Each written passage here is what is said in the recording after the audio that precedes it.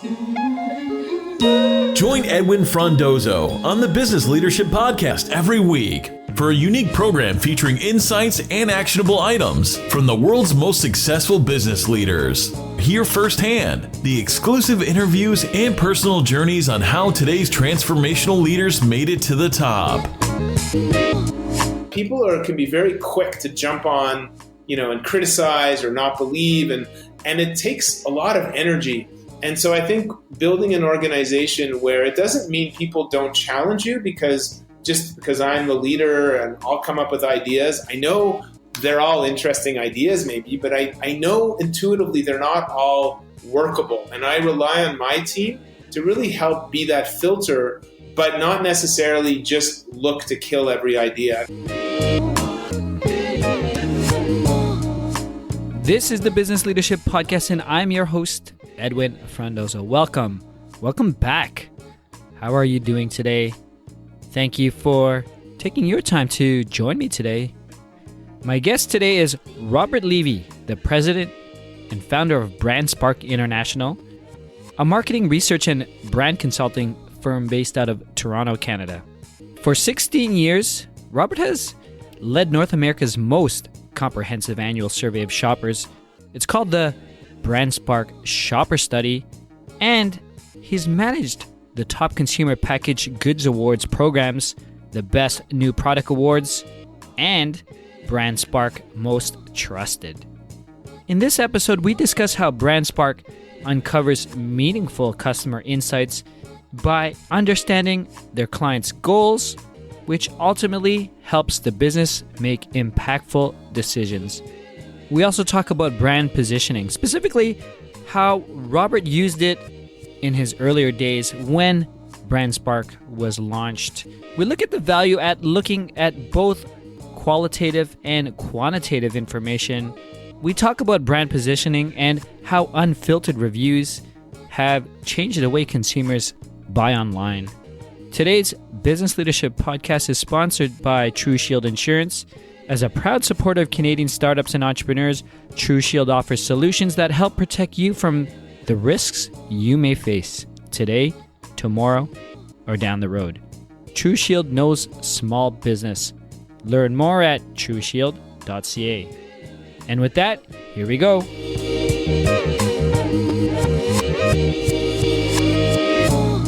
Welcome to the Business Leadership Podcast, Robert. Thanks, Edwin. Nice to be here. Yeah, super happy. Super excited to have this time with you. I know we're going to go through a number of things and including some of your journey and your experience. But Robert, if you please, can you introduce yourself to the listeners today? First off, tell us who you are and what you like to do when you're not, growing or leading businesses. So, my name's Robert Levy. I'm the president of BrandSpark International, which is a market research and brand insights consulting company that I founded in 2001. And so almost 20 years. And now there's three different companies that are all related. There's the BrandSpark Research and Consulting. There's the credentialing business under the Best New Product Awards, as well as the BrandSpark Most Trusted Awards. So two of Canada's leading credentialing awards programs that are also leading in the US. So it's a North American-based program.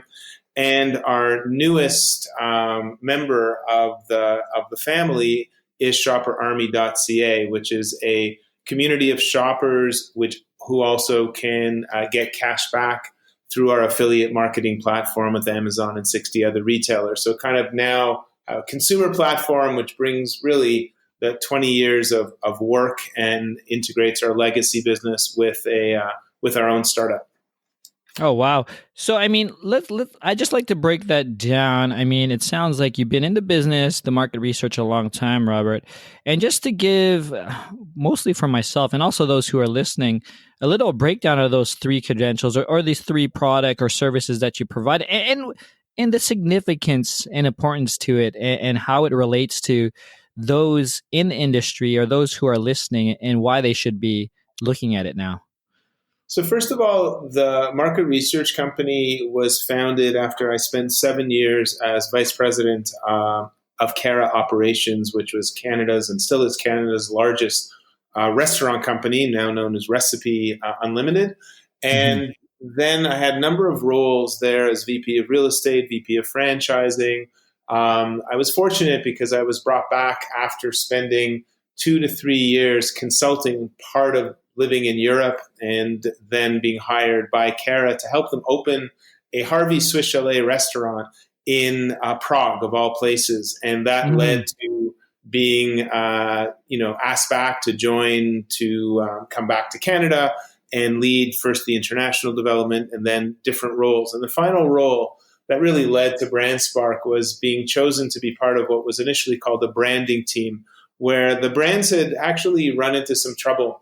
And it's an interesting story of how these incredibly well-established brands, Swiss Chalet, Harvey's, again, were starting to face some challenges. The company wanted to grow. And they brought in a new president from a company we had purchased, Wayne Home, and he picked me to help him set up a branding team, first and foremost, to create this kind of consumer-focused, fact-based approach, which was quite revolutionary at the time. We brought in an ex-McKinsey brand consultant, and we had this kind of 6 months of almost going back to MBA school, reporting right up to the president. We had complete access to all the data, and it was really to rebuild an intelligence system as opposed to a data system where we could really put all the pieces of information from the consumer, brand experts, actual behavior, and be able to tell a story and make decisions and help the brands grow again, but grow profitably and strategically. So that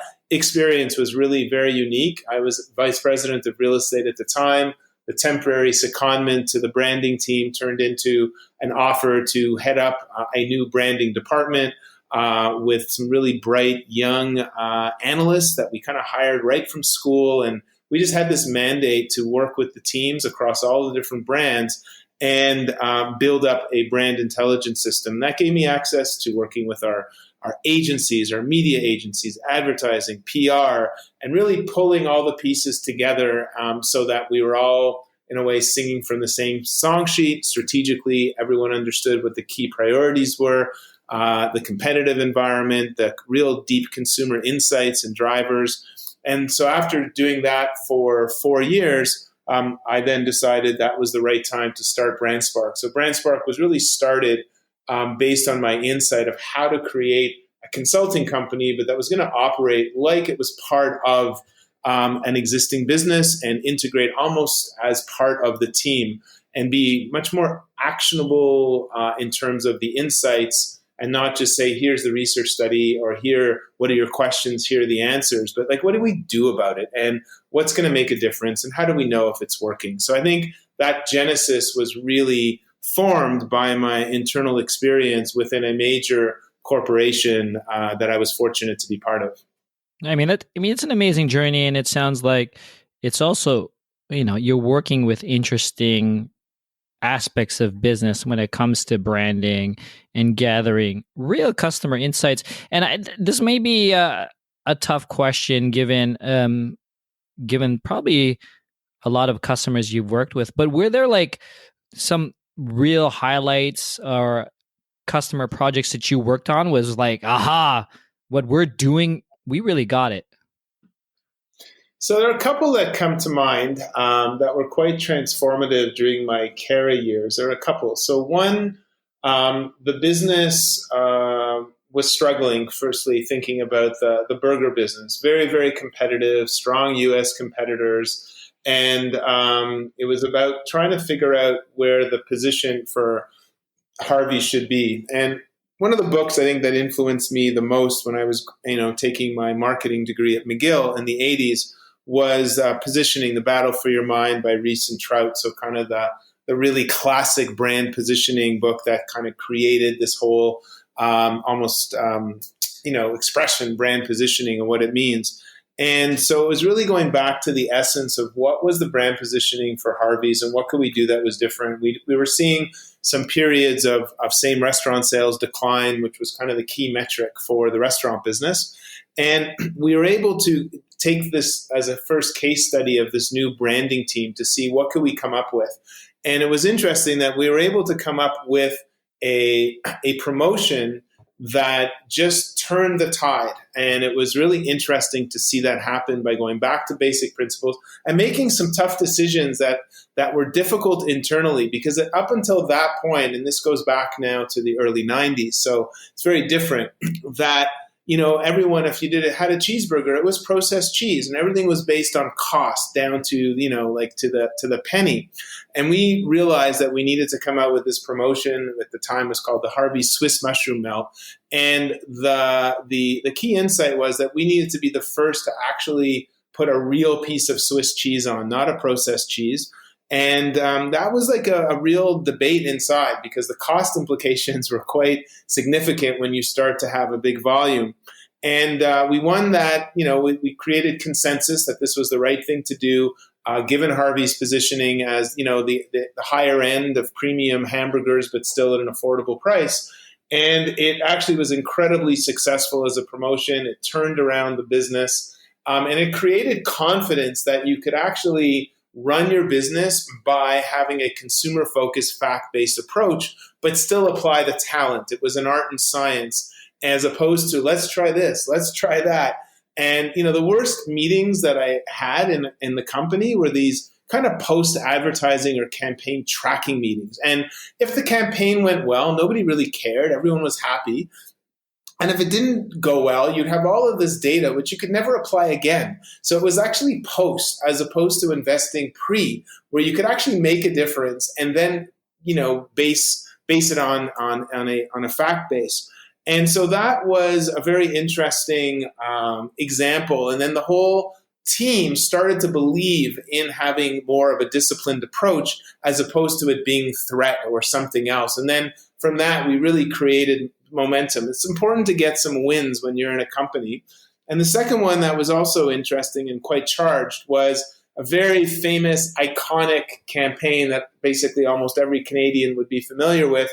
And this is Swiss Chalet's Festive Special, where you used to get a Toblerone chocolate bar as part of the Festive Special. And it was really something people looked forward to. And one day, the Jacob Suchard people, the Kraft Jacob Suchard, who owned Toblerone, kind of let us know that they didn't want to continue partnering and having Toblerone be part of Swiss Chalet, because they thought they would take this brand a little more upscale. And this was our most successful promotion. It was responsible for a big part of sales. Everyone was nervous. And again, we were able to go back and research, bring the consumer in, both with quantitative and qualitative. And again, part of what I love about this approach is that you see multiple points coalescing in a certain direction, and then you're on the right journey. And we learned very quickly that basically we could make the change and it wasn't going to destroy the promotion. The core elements were still people coming in because they like the chicken and the extra, sides that were provided, and the idea of having something that was regiftable. And so we actually then, Lindt came to us in those early days of Lindt chocolate becoming as big as they are, as an option to replace Toblerone with Lindt, different company. We tested this against a number of different options. It came up as testing really equally as well as Toblerone. We switched. Everybody was very nervous because there was a lot at stake. And basically the transition was seamless and really helped build Lindt's profile. It also taught me that I think the Toblerone team was making a gut-based decision that wasn't fact-based, and that ended up, I think, being a big mistake on their part because they were piggybacking on this tremendous brand and tremendous exposure, and I don't think they've actually ever recovered. Wow. Well, first off, thanks for sharing. Secondly, being a child of the 90s, I guess I was in high school at the time, those two campaigns that you were part of, I think I was personally affected by them. I loved Harvey's, and I actually worked at Swiss Chalet. So the crazy thing is you were on the other end of that. So amazing story. And I really like how, you really described very specific in terms of how you went about working with the data. And just real quickly, as I know some of the listeners may be wondering, as you come up with these challenges and you navigate this within your organization, like how did you, and maybe you're much better at it now given experience, but given these roadblocks internally to change the thought process of older organizations, so what are some of the best practices or tips that you could share to us today regarding getting buy-in? That's a great question. And what's exciting about both of those campaigns, actually, they still are exist today. So that's when you come up with good ideas, you also don't have to just change them for the sake of changing them. Something's working. I think I use the example of Howard Schultz when I was reading his book Onward about when he stepped back into CEO, and it kind of related very much to some of my experiences back in the Cara days, but even today at BrandSpark. And when he stepped back in, one of the decisions he took was to pull out thousands of automated coffee machines, because at one point, obviously, they had decided speed of service was an issue, which of course it is, and they went and changed all the manual Italian coffee machines for these automated push-button coffee machines, which had been put into all of the Starbucks, these big gray machines where you no longer could see the barista. All they had to do was push a button. And their testing had shown that, in fact, if you did blind taste tests, the coffee was indistinguishable, but served much more quickly and much more consistently. And therefore, those metrics justified them bringing in all those machines. And one of the things he came to and said, yeah, but we've lost the soul of Starbucks. We've lost the connection to the barista, and anyone else can duplicate it. So, and he made the decision to pull all those machines out at the cost of obviously millions and millions of dollars and bring in a semi-automatic, beautiful looking copper machine, lower so you could actually see the barista.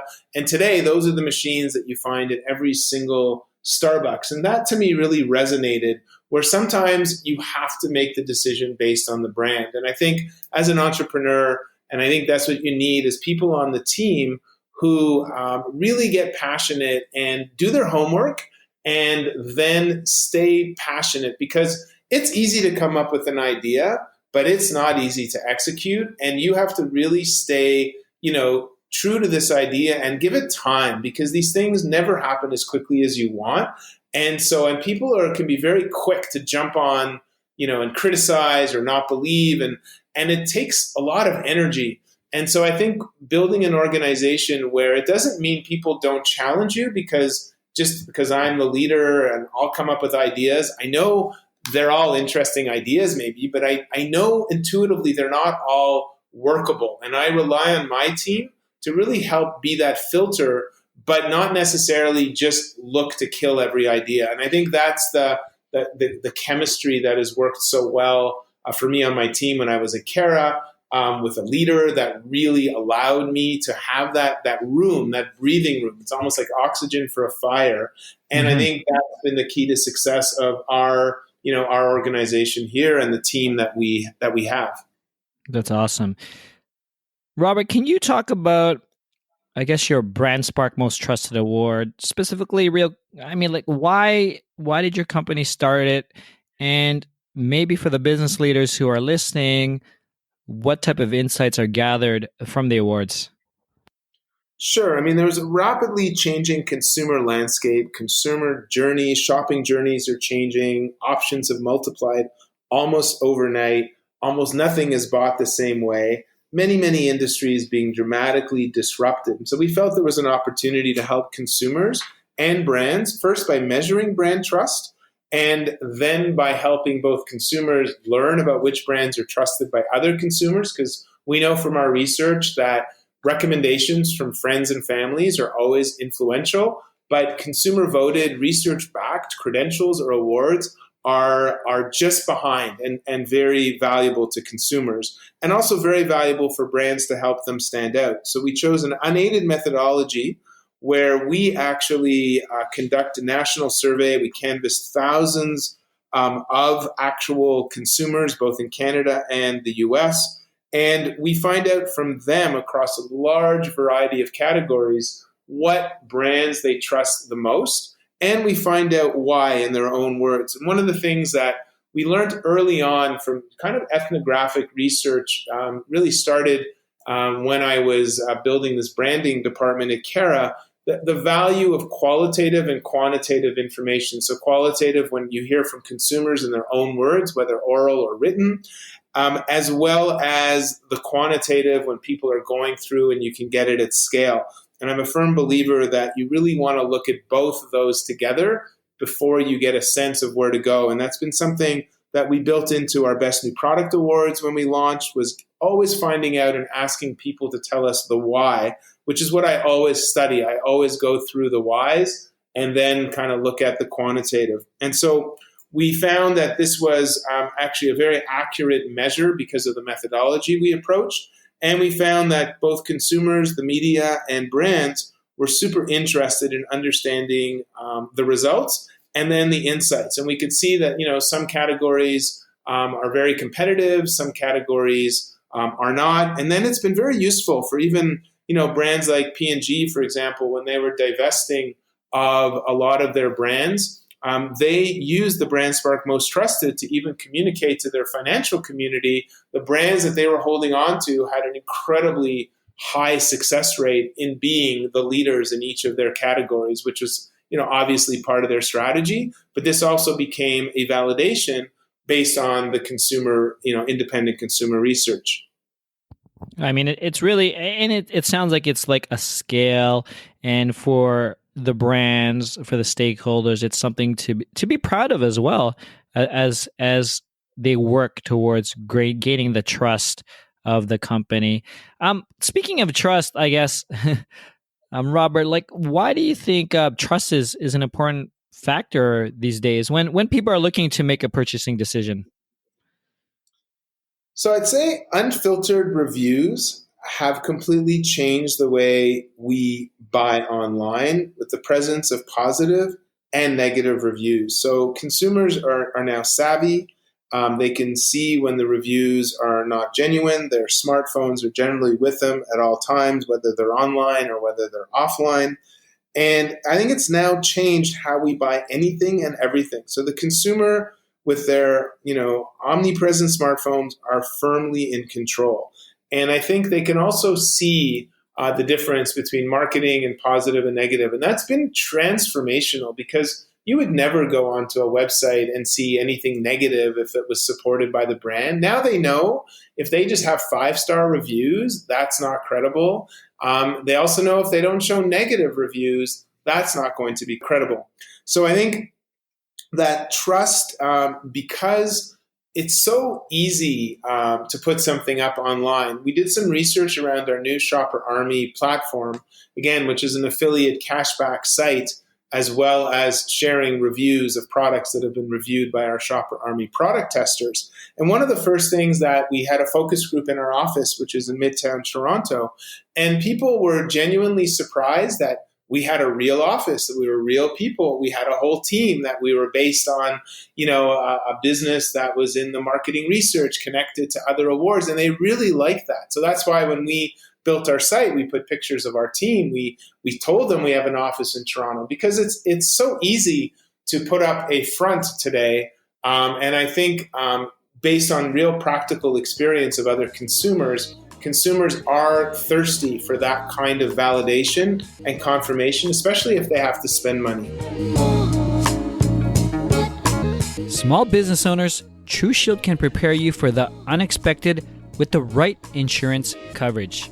For example, phishing is a cybercrime that tricks you into revealing sensitive information. Phishing occurs as a phone call, text, or email, and small businesses are the target for over half of all email scammers. The result can be damage to your reputation, data leaks, legal trouble, and financial loss. TruShield Cyber Risk Insurance helps protect your small business from certain financial losses so phishing won't affect your bottom line. Learn more about cyber risk insurance today online at TruShield.ca.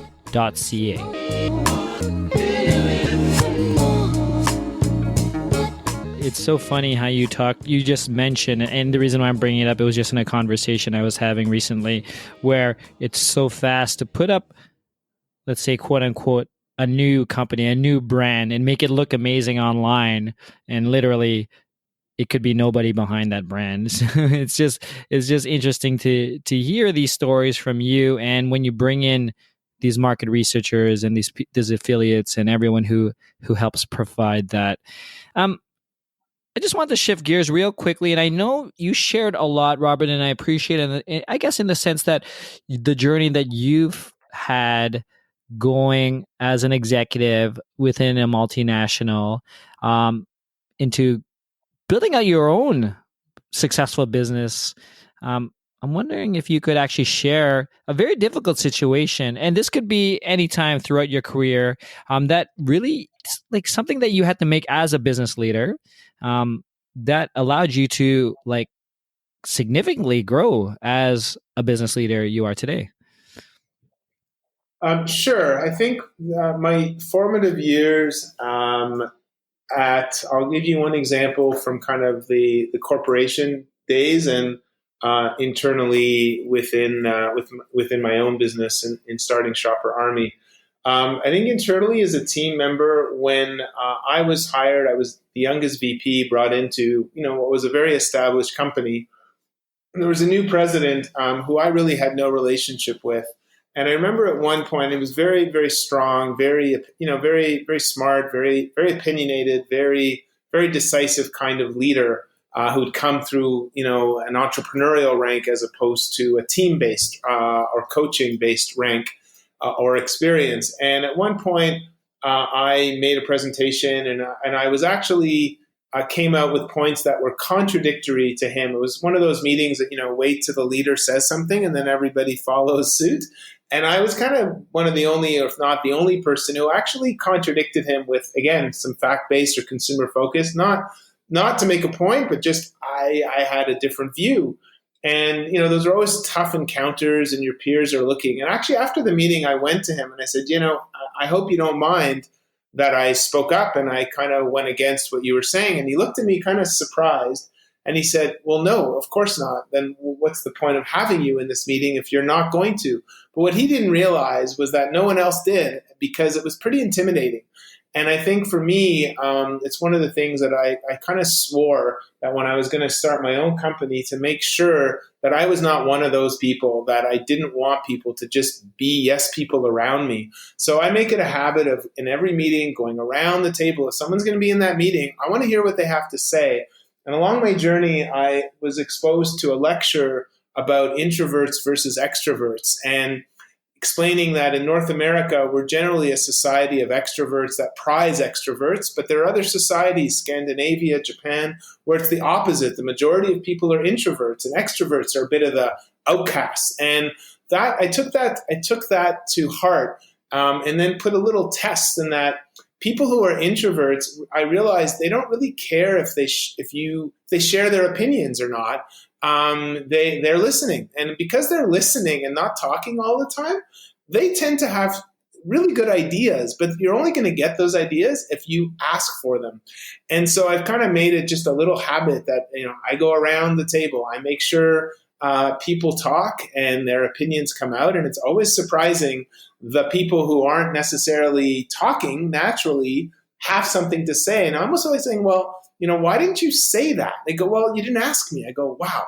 And then I always make sure that I talk last, because what I don't want to do is influence people. And I want to feel if I've got something to contribute that no one else has said, then I've actually added value to the meeting.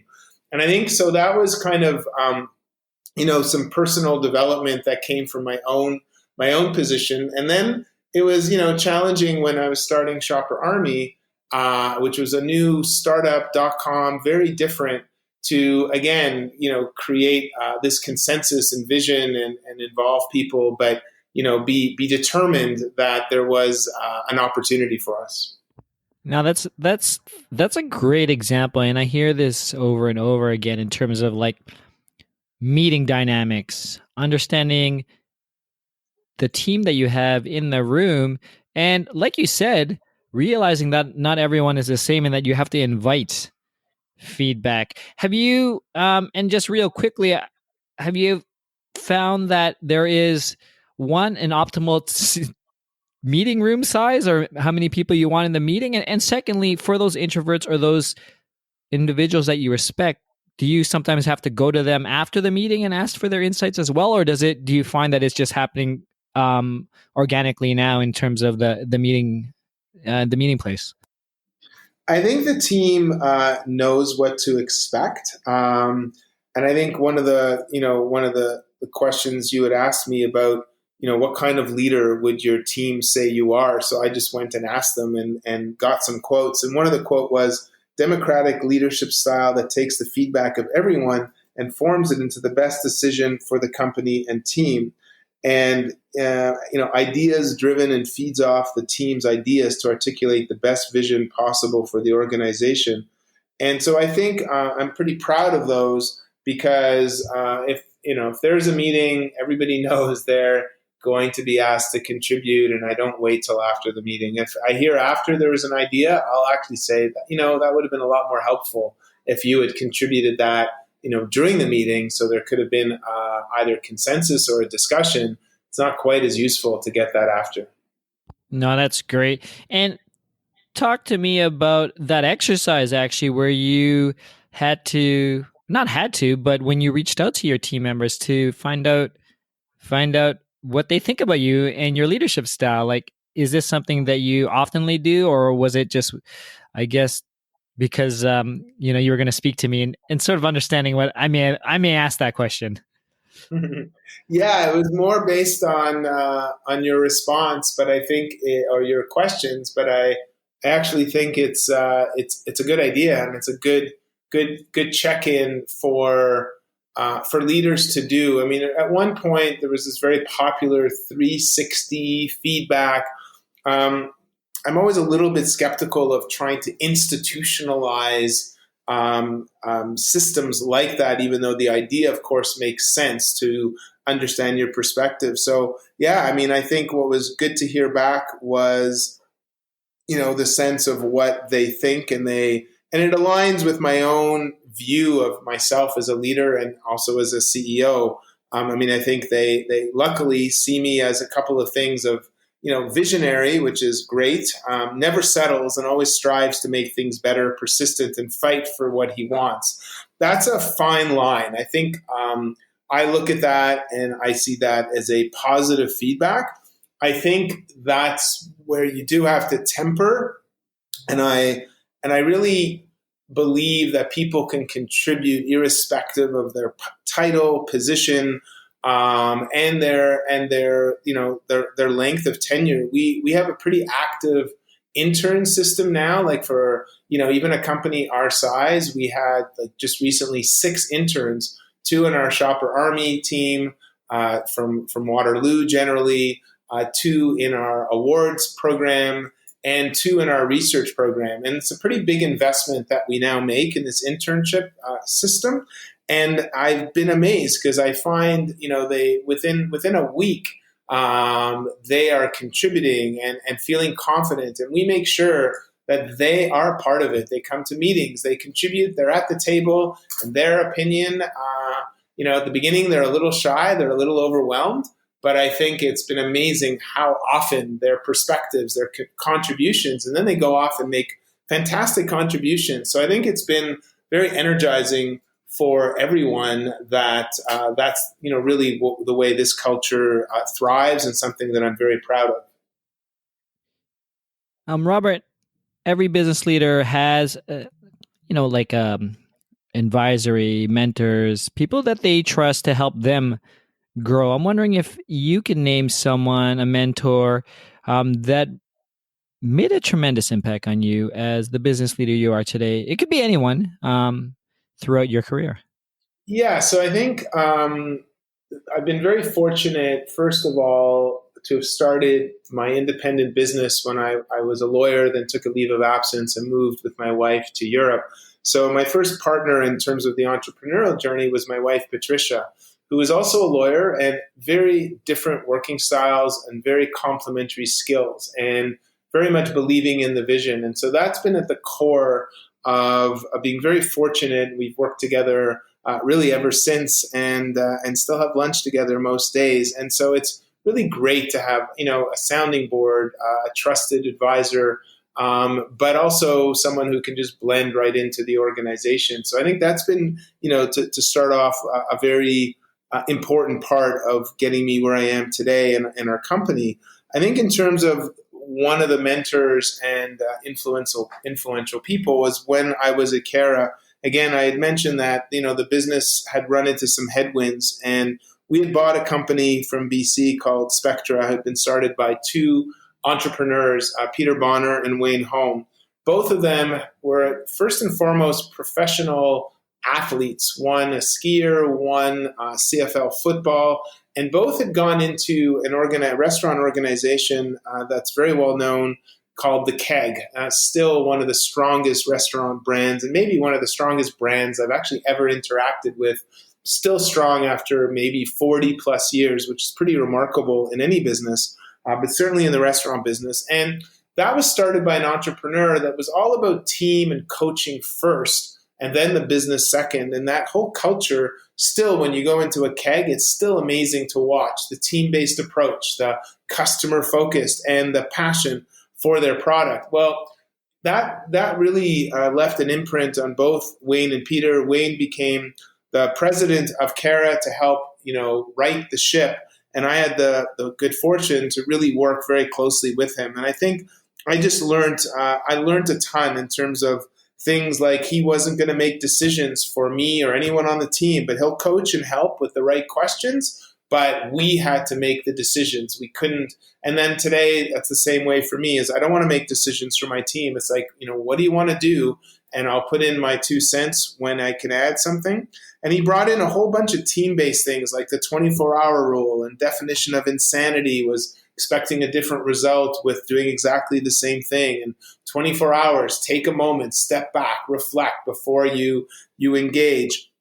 And I think that whole idea of team and coach, I learned tremendously from both Wayne and Peter, who became very successful entrepreneurs in their own. And I try very hard to think of both of them, and a kind of a non-judgmental, trusting approach that if you have people around you and you hire the right people, trust them. They're going to do the right thing, and try not to be judgmental when they come. And even if they make mistakes, it's okay to do it once. You want that culture to happen, but you want to learn from it. So I think there were a lot of lessons learned around coaching and team that I have tried to really aspire to be that kind of leader.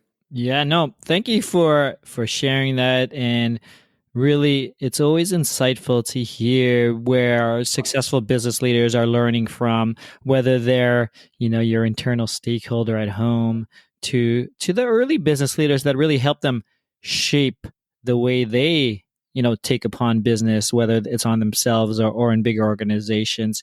Really having a fascinating conversation, Robert, and all this stuff is fascinating to me as I, look to build even my own brand when it comes to the business leadership.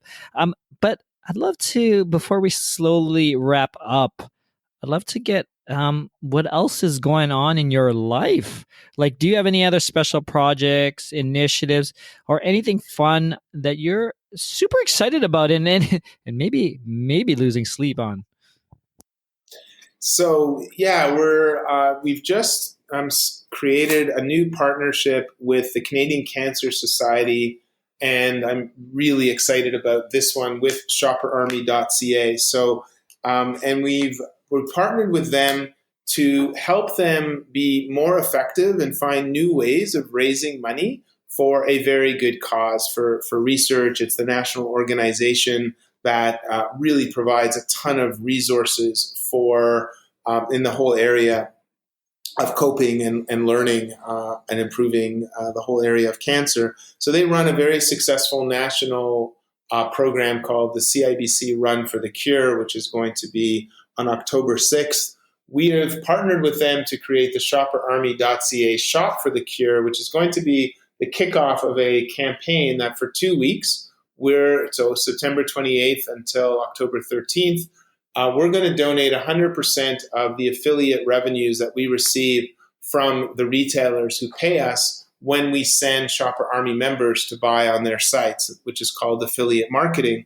and we share that affiliate marketing with our members. So, and we maintain a portion to run the site.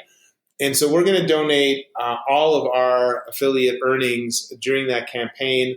We're also going to set the Canadian Cancer Society up as an option for our members who earn their Shopper Army dollars to be able to donate all or a portion of their dollars to the Canadian Cancer Society and actually receive a tax receipt for contributions that qualify.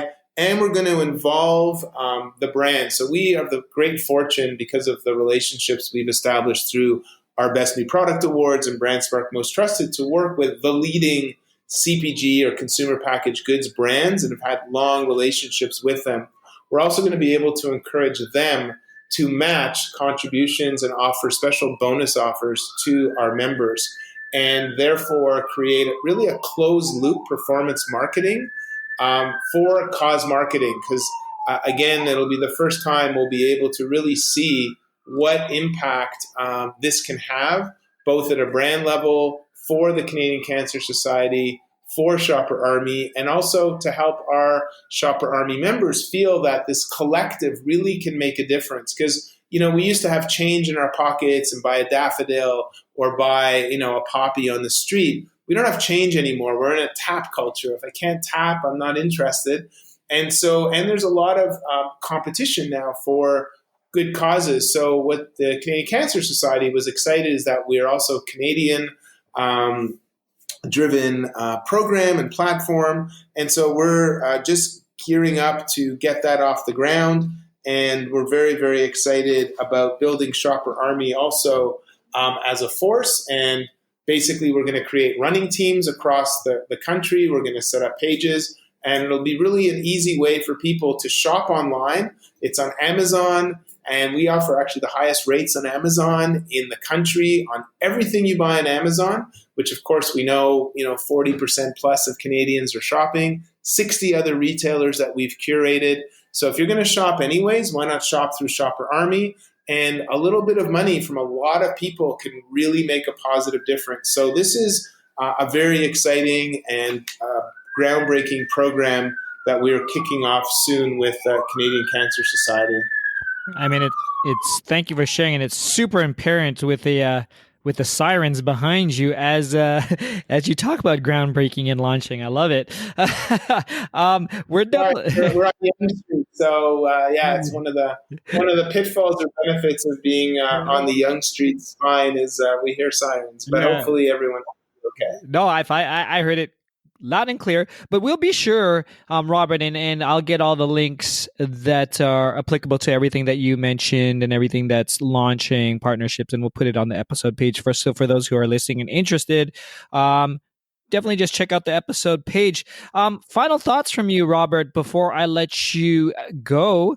Any piece of wisdom, observations, ideally actionable items that you could share to the emerging business leader who's listening today.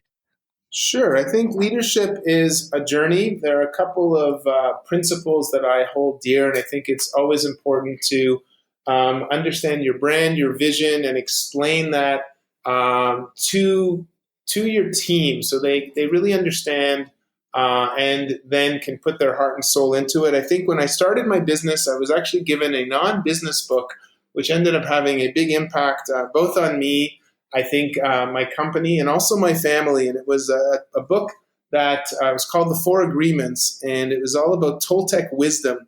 And the Four Agreements are really easy to apply and can actually keep you out of a lot of trouble. And if you want, I'll be happy to just give you the 4 quick agreements. So the first one is, don't take things personally. We always take things personally. That's not necessarily a bad thing because we're passionate about what we do, but it's not always about us. And the second rule ties into that is don't make assumptions. Take the trouble to find out where the person is coming from and really what's at stake before you immediately assume it's about you and jump to conclusions.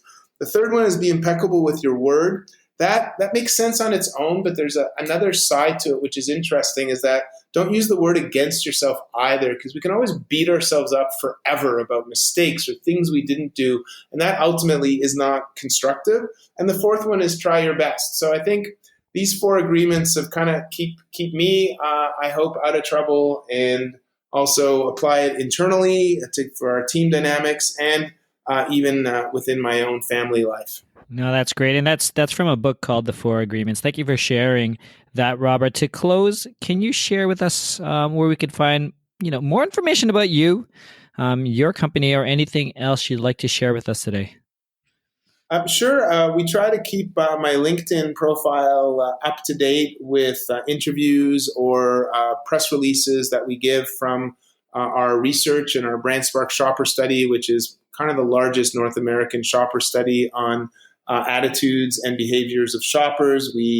And I think our website, brandspark.com, which is being updated, our shopperarmy.ca for anyone who wants to learn and be able to contribute by their e-commerce purchases. And then we have our BrandSpark Most Trusted Awards.com, which has all the list of all of the brands that are trusted by Canadians and Americans across many different categories in our press releases. And our Best New Product Awards.com site as well. bestnewproductawards.biz, B-I-Z, which is really our B2B site, which shows how brands are using both of our credentials to communicate their superiority to consumers. Well, awesome, Robert. It's been an absolute pleasure having you join us on the Business Leadership Podcast. Thanks, Edwin. And thanks very much for your time and for sharing your experience as well. And thanks very much for taking the time. That's it, Biz Leaders. Thank you for joining me on another episode of the Business Leadership Podcast. This was episode 127 with Robert Levy. If you want to learn more about Robert, BrandSpark International, or anything else that we discussed, please go to thebusinessleadership.com/127. Join me on my private Facebook group where I will discuss this episode, answer your questions, and connect you with other like-minded business leaders. Simply search for the Business Leadership Group directly in Facebook. Thank you again to today's sponsor, True Shield Insurance, Canada's most trusted insurer for entrepreneurs and small businesses. If you haven't done so yet, please subscribe, rate, and leave a comment on Apple Podcasts, Google Podcasts, or wherever you're listening today. Thank you again. Edwin signing off. Thank you for listening to the Business Leadership Podcast at thebusinessleadership.com.